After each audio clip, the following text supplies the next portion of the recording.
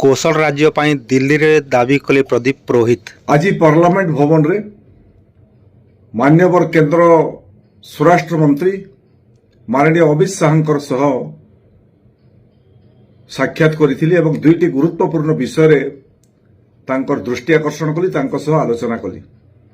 ଗୋଟିଏ ଗୁରୁତ୍ୱପୂର୍ଣ୍ଣ ବିଷୟ ହେଉଛି ପଶ୍ଚିମାଞ୍ଚଳର 11ଟି ଜିଲ୍ଲାର ଲୋକେ ଯେଉଁ ଅଞ୍ଚଳର ଲୋକେ ସମ୍ବଲପୁରୀ କୌଶଳୀ ଭାଷା ଯେଉଁ ଅଞ୍ଚଳର ମାତୃଭାଷା ଏବଂ ସମ୍ବଲପୁରୀ କୌଶଳୀ ଭାଷାରେ ଅନେକ ସାହିତ୍ୟିକ ଯେଉଁମାନେ ପଦ୍ମଶ୍ରୀ କେନ୍ଦ୍ର ରାଜ୍ୟ ସରକାରର ଅନେକ ପୁରସ୍କାର ପାଇଛନ୍ତି, ସମ୍ମାନିତ ହୋଇଛନ୍ତି।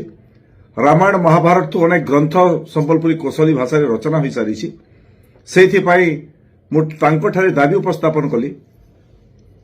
ପାର୍ଲାମେଣ୍ଟ ଅଧିବେଶନ ସମୟରେ ମଧ୍ୟ କଥା ଉଠାଇଥିଲି, ସମ୍ବଲପୁରୀ କୌଶଳୀ ଭାଷାକୁ ସମ୍ବିଧାନର 8ମ ଅନୁଚ୍ଛେଦରେ ସାମିଲ କରିବା ପାଇଁ।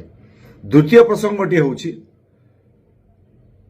କଂଗ୍ରେସ ଦଳର ତତ୍କାଳୀନ ସରକାର ଗନ୍ଧମାର୍ଦ୍ଦନ ପାହାଡ଼ରେ ଖଣି ପ୍ରକଳ୍ପ ପାଇଁ ଅନୁମତି ଦେଇଥିଲା। ଜନ ଆନ୍ଦୋଳନ ହେଲା ଏବଂ ଜନ ଆନ୍ଦୋଳନର ଚାପରେ ଗନ୍ଧମାର୍ଦ୍ଦନ ପାହାଡ଼ ପର୍ବତ ସୁରକ୍ଷିତ ରହିଲା। ମୁଁ ସେ ବିଷୟରେ ତାଙ୍କର ଦୃଷ୍ଟି ଆକର୍ଷଣ କଲି ଏବଂ ଗନ୍ଧମାର୍ଦ୍ଦନ ପର୍ବତମାଳା ଅଞ୍ଚଳକୁ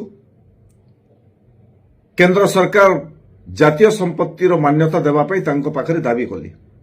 ଏ ଦୁଇଟି ପ୍ରସଙ୍ଗ ସହ ତାଙ୍କୁ ଅନୁରୋଧ କରିଛି ଯେ ଗନ୍ଧମାର୍ଦ୍ଦନ ପ୍ରାକୃତିକ ପରିବେଶ ଭରା ଗନ୍ଧମାର୍ଦ୍ଦନ ଅଞ୍ଚଳକୁ ଥରେ ସେ ପରିଦର୍ଶନରେ ଆସିବା ପାଇଁ।